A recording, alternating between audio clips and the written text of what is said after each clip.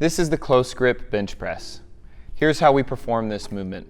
We want to make sure our bench is centered in our rack and that our barbell is also centered in our rack ideally. All right. Once we have the distance of the bench between the rack as well as far back as we are comfortable, we can lay down on the bench and basically you want to line your eyes up with the bar. Okay. I usually roll it forward to the edge and line my eyes up there. Then we want to make sure that our butt is on the bench and our upper back is firmly pressing into the bench. And how do we get it to press? We drive through our legs, okay? So I'm gonna plant my feet really aggressively and really drive that upper back in. Now I'm not gonna push too hard because then I'll just be pushed up because I don't have the weight of the bar yet, all right? That'll come. So eyes lined up, tailbone hitting the bench, upper back into the bench, feet driving so that I'm getting more press into that upper back.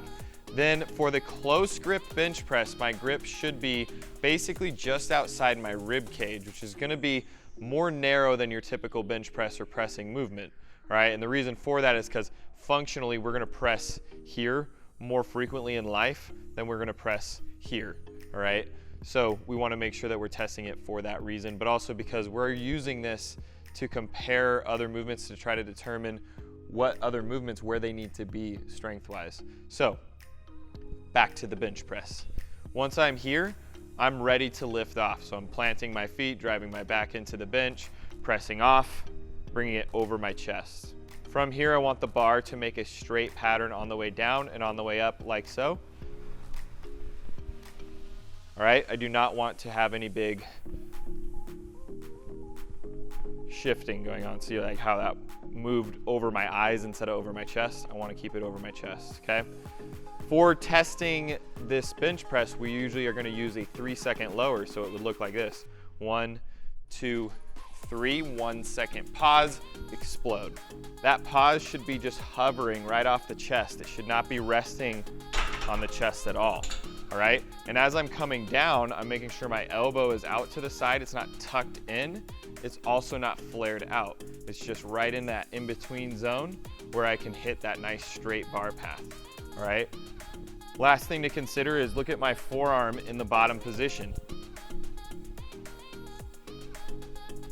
The forearm needs to be perpendicular to the bar so that we're respecting the laws of physics, that something pressing directly up on something like this is actually going to apply the force correctly. So those are some of the points of performance for the close grip bench press.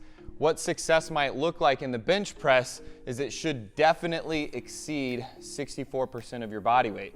The reason why I say that is because as a prerequisite to the bench press, you should be able to do a push-up, which studies have shown is about 64% of your body weight. So if you don't have a push-up, you shouldn't be doing any heavy lifting especially. I mean, you could still bench press, just not heavy, or testing. You shouldn't be doing any testing until you can do at least a push-up with great control. And then also you want to be able to plank for about a minute, all right? And that's a plank with a full shoulder protraction, showing that you know how to engage your pushing muscles against gravity, all right? So once those prerequisites have been achieved, you can go ahead and train this as far as like a maximal effort to use the data to determine other training priorities, right? Again, that's what we use it for. As far as for training, it's a horizontal pushing movement. It's really healthy for the shoulder when done properly. It gets really unhealthy for the shoulder when overdone, like most people do. Like it's not International Chest Day every Monday here, right? We're thinking about big movement patterns, and this is just one of those things.